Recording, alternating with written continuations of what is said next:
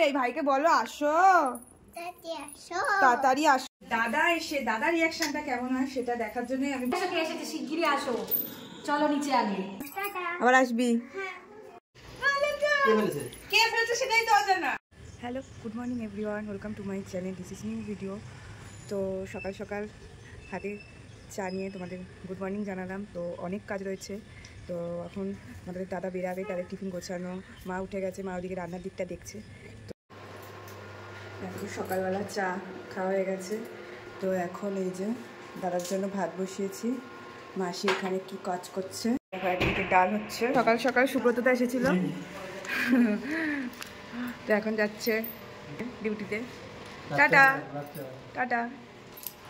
তো দেখো আমি এখানে নুন হলুদ মাখিয়ে রেখেছি, মাছের মাথা ভাজবো। তো আজকে পুঁই শাক দিয়ে মাছের মাথা হবে। তো মা আমাকে বলেছে মাছের মাথাগুলো ভাজতে, তো মাই পুঁই শাক দিয়ে মাছের মাথাটা করবে।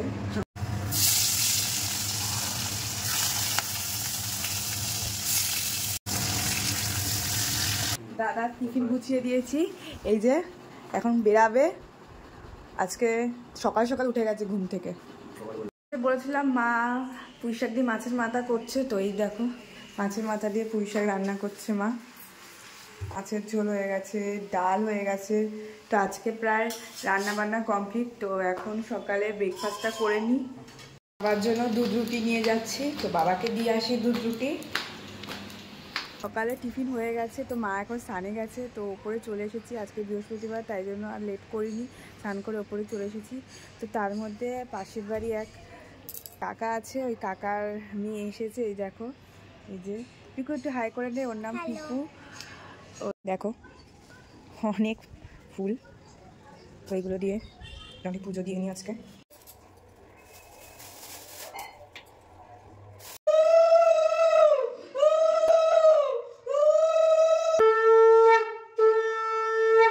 তো আমার পুজো হয়ে গেছে, পুজো দিতে দিতে চিমনির সার্ভিসিংয়ের লোক চলে এসছে। টাটা, আবার আসবি। দেখলেই পিকু বাড়ি চলে গেছে।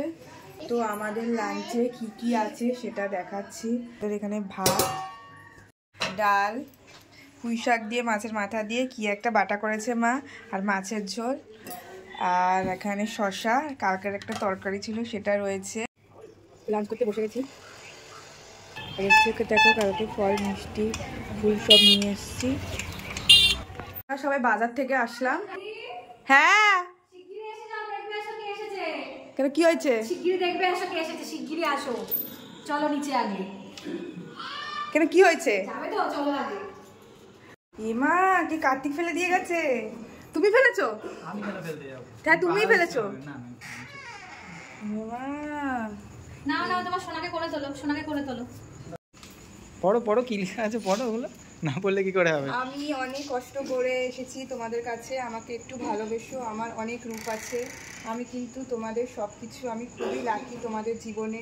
আর আমিও দেখতে চাই তুমি আমার জন্য কি কি করতে পারো। আমি সর্বদা তোমাদের মাঝেই থাকবো। আমি কিন্তু তোমার কোলে করে ঘরে ঢুকবো। ছোট্ট একটা পাওনা তোমাদের কাছে, 1501 টাকা, ইতি তোমাদের ভালোবাসা। কে ভালোবাসা? আয় না, দেখো কার্তিকটা কত সুন্দর। চলো বাবা ঘরে চলো।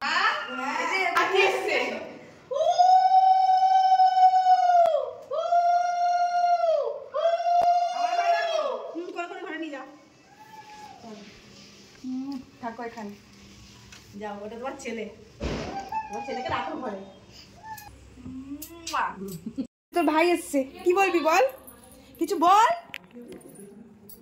বলবি তো বল। ভাই এসছে, ভাইকে বলে দাও তুমি আসো, বলে দাও ভাইকে, বলে দাও।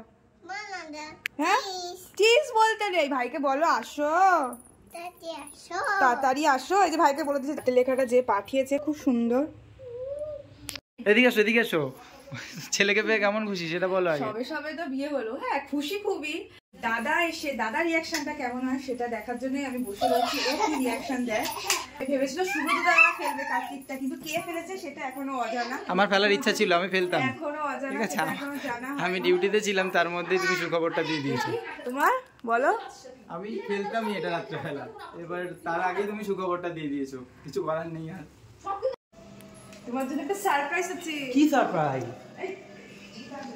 কি মা কে ফেলেছে? যাই না, এটা লিখে দিয়েছে তোমাদের ভালোবাসাই, দেখো। এটা কার হাতের লেখা? নাম লেখেনি? না। ও এই তো বোন আসলো, পুজো করতে হবে এবার, তাহলে আর কি করা যাবে। মন্টু এদিকে চলে আসো, আসো আসো আসো আসো। তোমাদের দাদার রিয়াকশন দেখলে ও কি রিয়াকশন দিল। তো এখন প্রায় 11:15 বেজে গেছে, তো এখন ডিনার করে নিই। তো আবার নেক্সট ব্লগে তোমাদের সাথে দেখা হচ্ছে।